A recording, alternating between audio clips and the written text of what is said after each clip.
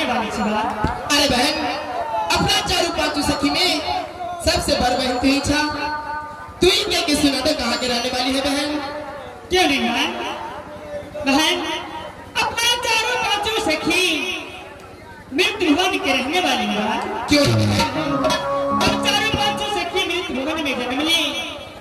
जब 4-5 साल की चारों पांचों सखी हुई, उस दिन से शिव बाबा को मंदिर में पूजा करने के लिए जाती थी। लेकिन आज चारों पांचों सखी को रमन चमन में लेट हो चुकी है। जल्दी करो शिव बाबा के मंदिर में पूजा करने के लिए। गए गया हाँ की कैसे गए हमने जो पूजा करे ला किया गए दया हाँ। गए 5 दिन लगे तो पूजा करे छी। अच्छा गए 5 दिन लगे जो पूजा करबे हाँ किछो मिलते न गा मिलते न था हमरा किछो नहीं मिले छै, ते द्वारा हम नहीं जेबे। गए तोरा से कदा सीबे फुटल छौ। हाँ ये बात ठीक है। हम 3 दिन पूजा के लिए संत नगर में हमरा खबर ना मिल गेले। तोरा नहीं मिललो? नहीं मिले तबे ना पूछलिया। गए हके पूजा करे छ, सुंदर घर सुंदर बर मिले छै। गई में गई घर द घर गई पर के करे छै, गई पर काच के दा ए घर नहीं सब ये तू ढाले ना रह गेला। हके पैर के साथ का जगह भाग गेली। सोने बोले छी घर वाला केकरा कहै छै। गई बुझती है तो पूछबे करती है। हके घर वाला नहीं बुझै छी, से तो बुझे धरी ना।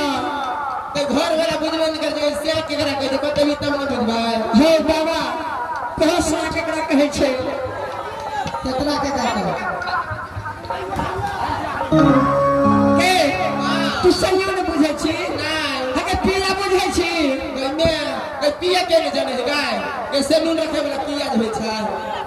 के मोरे वाली अके भाई चुप मारेगा। ओ सैलून में भी जाई छी गे हाँ।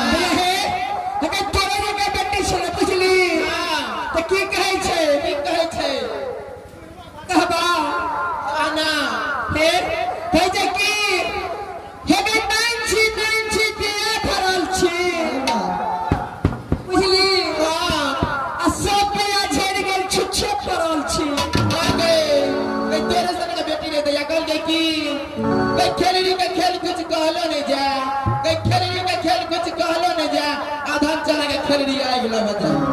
हां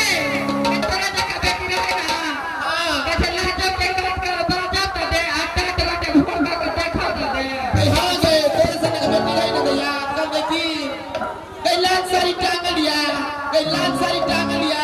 आई बुढ़वा से लवन लाग लिया। हां गई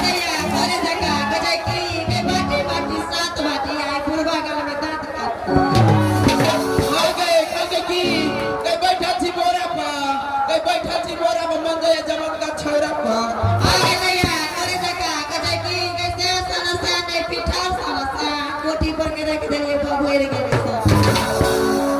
गे दैया हां अब हम बूढ़ से बन बुझली की जो कहबी तोरा के बात सुने चुनमा रहल नहीं गेल।